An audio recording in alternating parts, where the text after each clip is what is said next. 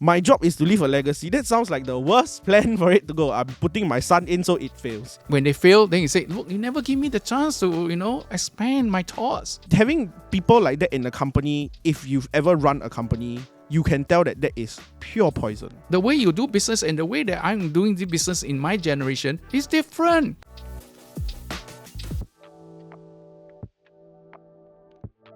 Alright, welcome back to the next part of Red Flag, Green Flag. We're still talking about legacy planning, but this time I have my favourite guest back. Here with me on the studio is Shannon and Ernest. So today, we're going to talk about two very similar yet very different cases. And I really want your expert opinions because I'm split the decisions for both cases in both ways. But that's why we have subject matter experts here in the studio with us. So without further ado, let's begin with our very first question. My father loves to plan ahead. Since young, he taught us being two brothers, about how to run the family business and encourage us to enroll in education that will aid us in the longevity of this said business. So when we are of age, he brought us in at junior level. No matter how hard we tried, we were never as good as his star employees. He told us we have failed his succession plan and will not entrust the family business in his will to us. Instead, the CEO that he groomed will get the business and ensure that the family name continues to live on. My father, red flag or green flag? 3, 2, 1.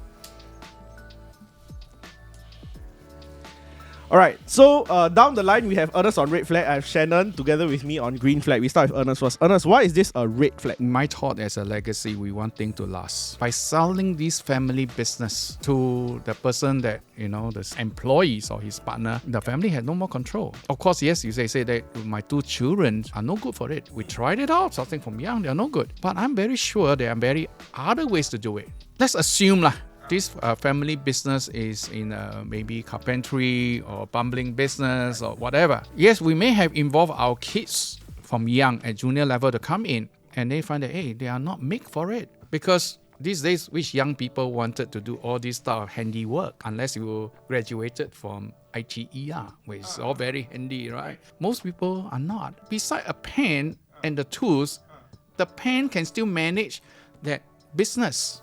Okay, maybe at that point, the father didn't see the potential of these two children rather than seeing the potential of them managing the carpentry work, being the physical tools. So of course, maybe I'm not good at those tools, but I may be good at the finance. So instead of selling that family business away, then you end up not retaining the family legacy of this business. I would say that the father could have another option to say, hey, I want to retain this and I'll appoint maybe a key person, make them as a stakeholder, and so but the children still become the partners, the holding company, and they can be the CFO, for example, if one of the child is very good at finance. Another one could be appointed as the operation officer, Yeah, but okay, so it creates a can of worms. One, if let's say I'm not very good at the things I am selling, it makes me a very bad salesperson, it makes me a very good liar. You don't know the product well enough. A table, average 5 days built, right? According to your carpentry example. So I quote people 5 days. But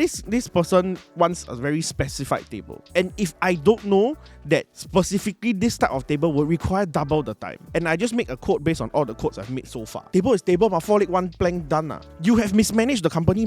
The second thing is, yes, okay, we appoint the sons as like chief something officer.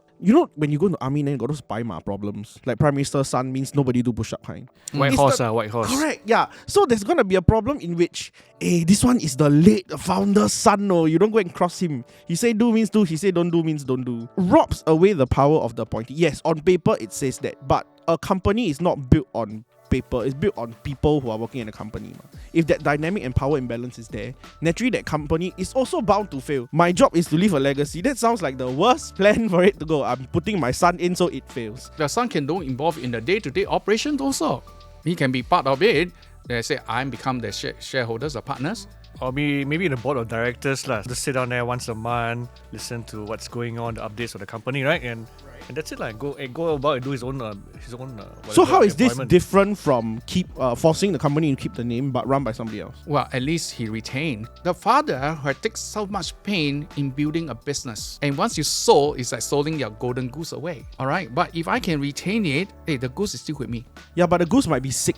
That's where I need to get a good farmer to look after these goose. Correct. So now I've groomed this CEO, and this CEO is really good at doing both the carpentry bits and the managing bits. Then naturally, my name, which is that company, right, will carry on ma. It is run by good people ma. The problem is that I did not bear good fruits. So my company shouldn't suffer for it. No, you didn't bear good fruit because it's your individual. But the company should bear good fruit because the CEO is there. You appointed the new CEO. That's what he did, lor. You don't get to be in the company. I'm just going to give the entire company to the person who behaves exactly like me. The CEO is still an employee of the company, no matter what lah. If you vest interest in two bad fruits who are linked to the founder, they have sway ma. We look at it from the POV of the father. I know this guy will run my company like me in perpetuity until he passes. I have two child that I have put into the system that simply does not work. So therefore, if they are in any kind of power position to make decisions in which an employee of the company has to abide by. So in this case here, they can be the board directors, but they don't make the daily decision. The CEO has the full power. I think they shouldn't run the day-to-day operations of the company, but they can be part of that, like you said, board of directors, which they are just maybe a sleeping partner, just being there, but they can't make decisions. There is always influence, no matter how much we say that, oh, these people are sleeping partners. Sleeping partners can whisper. To be honest, okay, star manager versus CEO's son. Who are you more worried to be offended? You definitely offend the CEO because CEO can be replaced, ma. You cannot replace the founder's son. What he was planning is not for the benefit of the child. What he was planning was to make sure that regardless of how bad his children are, their poison won't spread to his little company. The premise of this is that the company cannot change name. It will always bear his family name. I mean, if you're not good with the carpentry business, like you said, sure. If you're good with the book side, find some way to get some money and buy your company back. Maybe they won't give them entry back in if they were to sell everything and they have no control whatsoever. You know what I mean? They are getting something in return instead of getting part of the company. Right? That's still beneficial to the son. To me, I'd rather have a part of the goose rather than just get a lump sum of money. You might not be the correct owner now, but doesn't mean you cannot own it again. Exactly. But do you have the means to come back to own it again?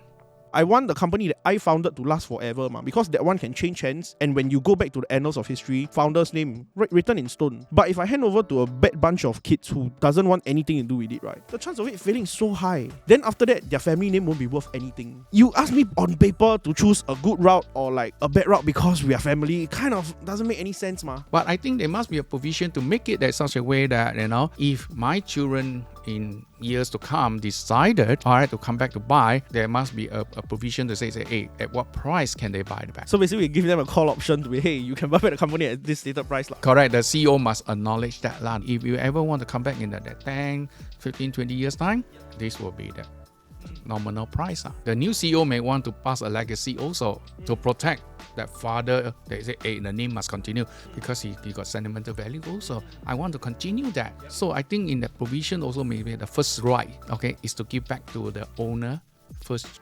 grandchildren.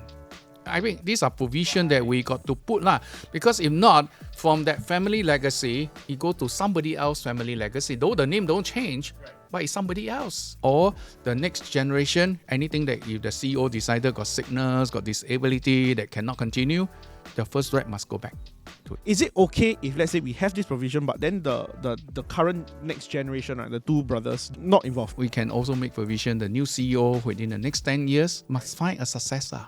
Oh, why is that important? Because we never know in life, though as much as we plan for ourselves to last long, hey, sickness can come in, death can come in, then what happened to this company now? And if I'm the founder, I will want to think deeper. It takes 20 years to groom you. And what happens if your children are not interested, then my grandchildren is interested? I mean... No, that's a very valid point, because it never crossed my mind that exercising an agency could be a thing. It's never the concept of, hey, I can skip a generation, because that sounds really wild. If you ever need to pass down a business that you are not confident that your children are actually able to do anything about, I think leaving what Ernest said, a provision that allows them to get back into the business further down the generations is actually a very wise idea to keep it in the family and keep the legacy going. Most of the children are well-to-do, that's why they're not helping back the business. They don't need to follow my footsteps of slogging through. Hey, I got easy life, working 8 to 5, I got my money. And now with flexi work, lucky better. But when you see your precious daughter working as hard as you, it hurts. So why should I go and see my mother business was lot or anything, worry about, next month income, business sales coming in or not?